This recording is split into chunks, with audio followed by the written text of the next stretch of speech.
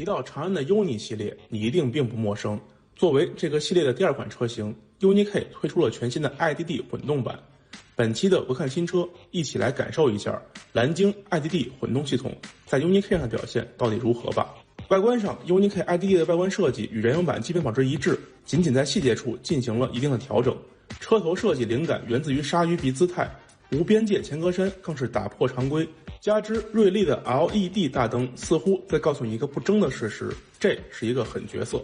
来到侧面，溜背式造型显得年轻了许多，不过腰线的位置稍微偏高，加上21英寸多辐轮圈的原因，让整车看起来有些视觉重心偏高的感觉。另外，硕大的橙色卡钳是不是看起来让你觉得这家伙不简单？并非如此，这不过是个唬人的卡钳罩罢了。如果说前脸的设计是突破传统，是张扬个性，那么尾部的设计则是将机甲风与运动格调巧妙融合，自上而下飞机尾翼式的后扰流板帅气而炫酷。贯穿式尾灯虽然现在较为普及，但是设计师运用经典的黑红元素，凹凸有致的轮廓，让人产生了极强的驾驶欲望。来到车内，可以用新奇这个词来形容，无论是方向盘、仪表盘还是中控屏，都给人一种新鲜之感。看腻了双联屏 ，UNI-K 将仪表台向上抬高，并且向内推进，狭长的全液晶仪表与中控屏形成一定落差，视觉效果上立体感更强。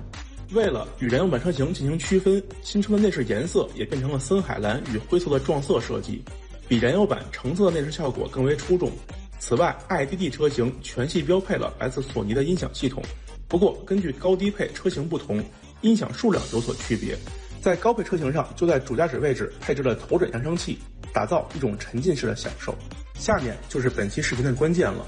作为本次试驾活动主角，全程零焦虑电混 SUV UNI-K IDD 搭载了蓝鲸 NE 1.5T 混动专用发动机，最大功率125千瓦，峰值扭矩260牛米。与之匹配的是蓝鲸3离合电驱变速器，同时新车还搭载了 30.47千瓦时超大容量电池组。此外，与燃油版 Eco、Normal 和 Sport 三种驾驶模式不同，长安 UNI-K IDD 提供了 EV、HEV 和 RX 三种模式。起步阶段，电机介入迅速不拖沓 ，EV 模式的加速十分迅捷，不会有丝毫的犹豫，给驾驶员充足的自信。HEV 模式下，深踩油门，发动机会快速参与做功，动力衔接平顺，不过在提速时会有比较明显的换挡顿挫感。在这里面比较有特点的是 RX 模式，它可以让你体验不同的驾驶风格，包括有佛系的长续航模式、动力澎湃模式、露营模式和自定义模式等，各种模式可以契合用户不同的驾驶需求。动力澎湃模式下，动力输出激进，滑行能量回收强，能量保持在 40%。露营模式下，电池保证充足的高电量，随时随地可以露营。在佛系长续航模式下，优先耗电，更加节能。根据官方数据介绍，长安 UNI-K IDD NEDC 下综合续航达到1100公里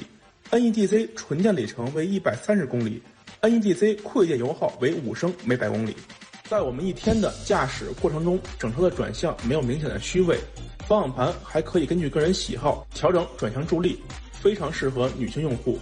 不过，在整个的动态驾驶中，车辆制动系统表现不够线性，特别是前半段刹车偏软，需要提前适应一下。底盘整体给人感觉非常扎实，前麦弗逊后多连杆式独立悬架也是较为常见的组合，调教偏向于硬朗，转向过弯也能给车辆足够的支撑。